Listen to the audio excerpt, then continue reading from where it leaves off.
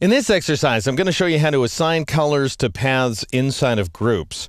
I've gone ahead and saved my progress as coloredcircles.ai, found inside the 07 fill stroke folder.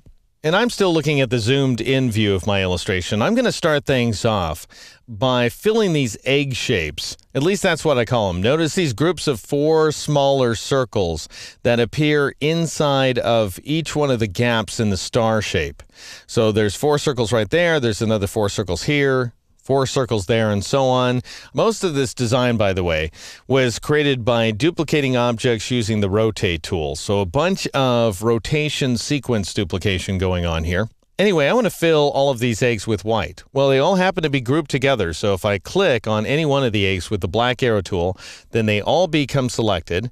And I'd go over to my color panel, go ahead and click on the fill attribute to make sure it's active.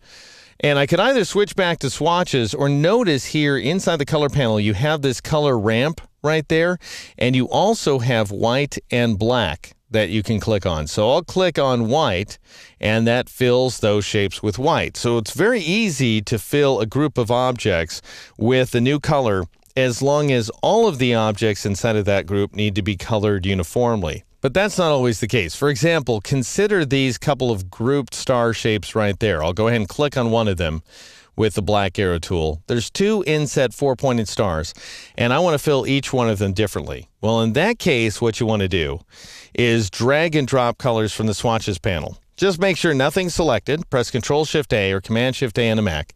Then switch over to the swatches panel. And I'm going to grab this grayish-green swatch, and I'm going to drag it and drop it onto the innermost star outline right there. And I'll fill that star with the grayish-green color. Next, I'll grab this guy, which goes by the name C25M0Y55K0. And I'll drag him and drop him on this second star shape, like so. So far, so good. Now, this breaks down a little bit when you start having groups inside of groups. For example, consider these parallel lines that are emitting from the Godhead out to the blue rectangles.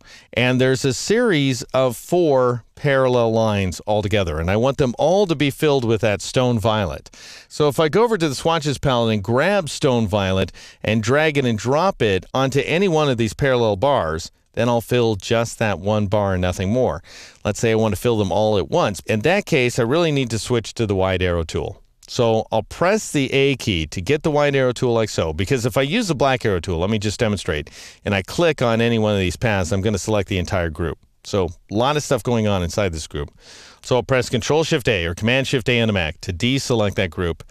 I'll switch over to the wide arrow tool.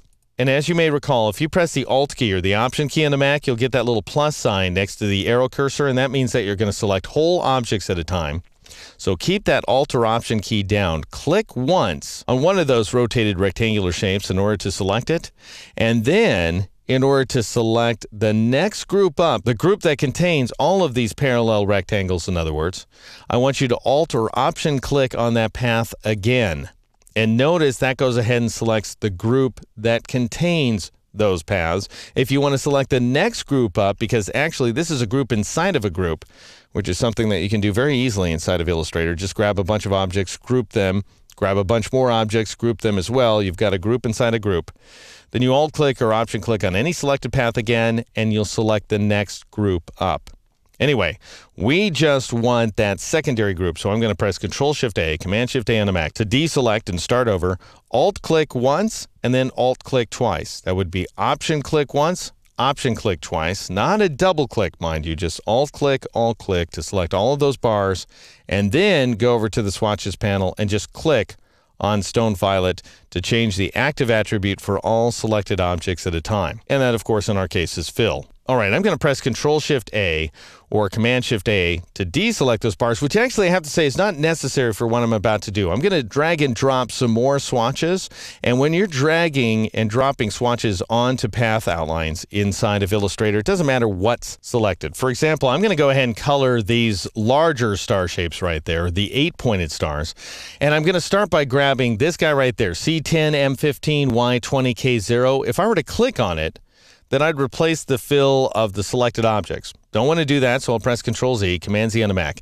However, if I grab that swatch, drag and drop it onto the innermost of the 8-pointed stars, then I get that effect there. Now, granted, I'm covering up a bunch of my objects inside of my illustration, and I was telling you in the previous exercise that that's a function of stacking order, happens all the time.